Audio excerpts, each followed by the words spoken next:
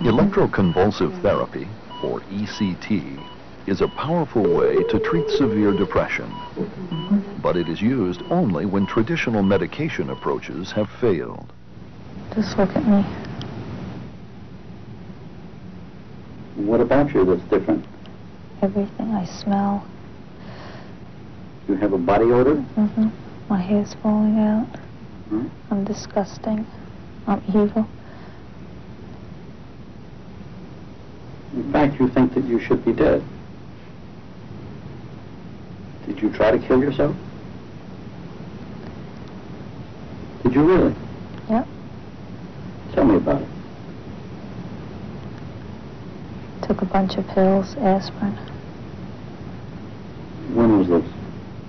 on Thanksgiving. When Mary attempted suicide, morning, afternoon, it opened all her feelings to the world. They now were expressed in all their intensity. She was worthless, hopeless, life was not worth living.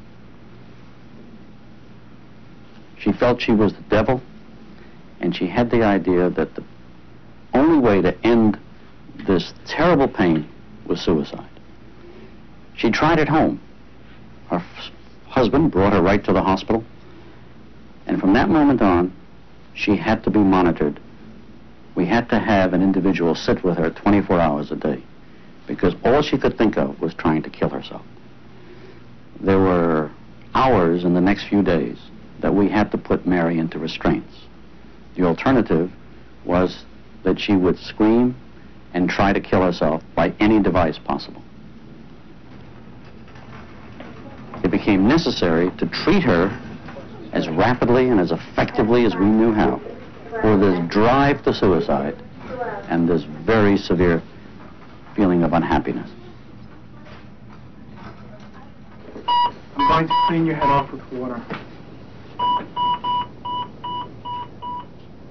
At the beginning of ECT treatment, the patient is put to sleep, and 30 seconds later is given a dose of muscle relaxant.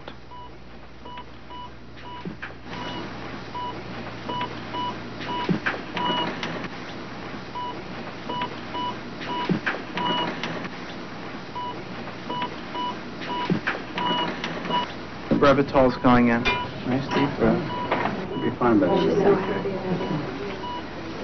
The lid reflex is gone.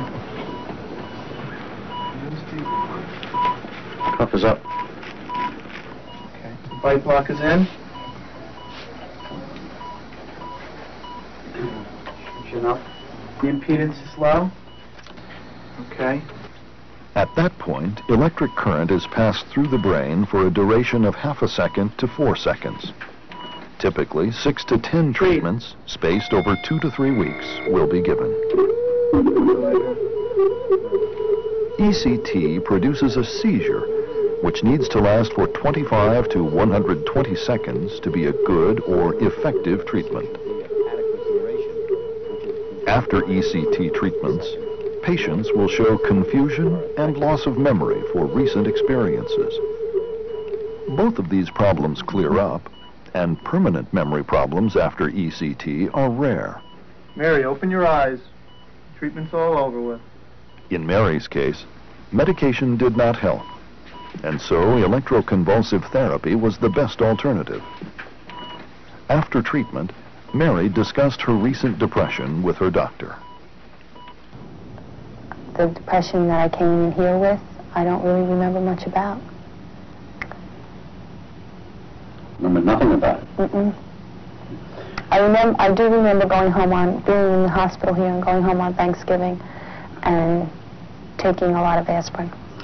I remember that. What happened on Thanksgiving? I remember thinking I was the devil.